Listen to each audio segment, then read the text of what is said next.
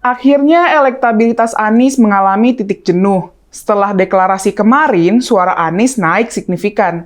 Ia telah berhasil menggeser Prabowo, meskipun masih jauh untuk mengejar Ganjar.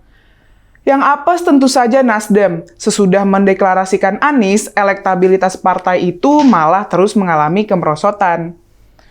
Belum lama ini, kenaikan elektabilitas Anies telah sampai puncaknya. Bulan Desember, Anies mulai mengalami penurunan suara. Padahal segala cara telah dilakukan, termasuk dengan mencuri start kampanye. Ternyata gembosnya suara Anies itu ada hubungannya dengan Jokowi. Jokowi menjadi kunci langkah Anies. Jika rakyat puas dengan kinerja Jokowi, maka elektabilitas Anies turun. Itu karena Anies adalah antitesis Jokowi. Jadi orang-orang yang kecewa akan mendukung Anies sebagai bentuk harapan semu.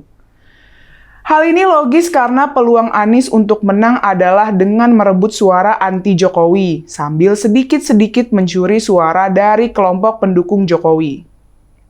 Indikator Politik Indonesia atau IPI menunjukkan hasil survei tingkat elektabilitas Capres memiliki korelasi dengan tingkat kepuasan terhadap kinerja Presiden Jokowi. Artinya, Capres yang memiliki haluan dengan Jokowi akan terangkat suaranya ketika masyarakat puas dengan kinerja Jokowi. Sebaliknya, elektabilitas mereka akan ikut turun saat kepuasan terhadap Jokowi juga turun.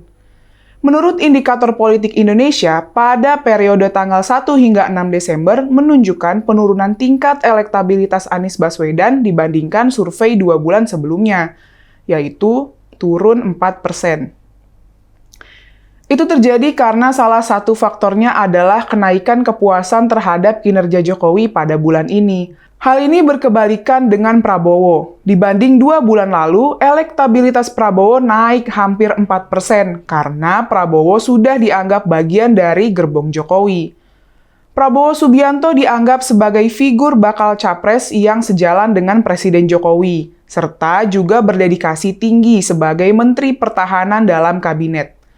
Fakta ini menunjukkan bahwa Anies selama ini memang sengaja memposisikan sebagai oposisinya Jokowi.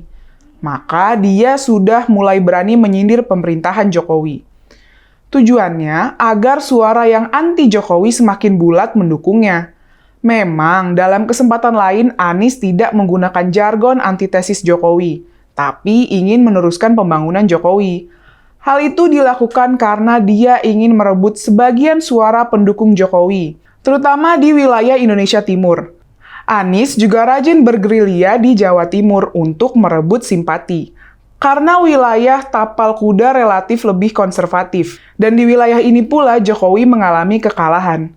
Jawa Timur menjadi palagan pertarungan kandidat capres yang sesungguhnya, karena di Jawa Timur belum ada kandidat capres yang kuat. Berbeda dengan Ganjar yang kuat di Jawa Tengah dan Anies di Jawa Barat. Sebagaimana dipahami secara umum, Jawa adalah kunci. Populasi di Pulau Jawa yang sangat besar sangat menentukan jalannya kemenangan. Maka, target utama Anies hari ini adalah menyerang Jokowi. Jika Anies berhasil menampakkan bahwa pemerintahan Jokowi gagal, maka dia berkesempatan mendapat limpahan suara kelompok yang tidak puas. Saat ini Anies memang masih malu-malu menyerang Jokowi, karena kader Nasdem masih ada di dalam kabinet. Jika nanti reshuffle kabinet benar-benar dilakukan, maka Anies akan mulai menyerang Jokowi dengan brutal. Inilah yang penting dipahami oleh para pendukung Jokowi, bahwa nasib pembangunan Jokowi ditentukan oleh terpilihnya penerus Jokowi. Sebab, jika yang jadi presiden adalah antitesis Jokowi, maka banyak proyek pembangunan itu yang bakal mangkrak. Saat ini kepuasan terhadap kinerja pemerintah Jokowi naik.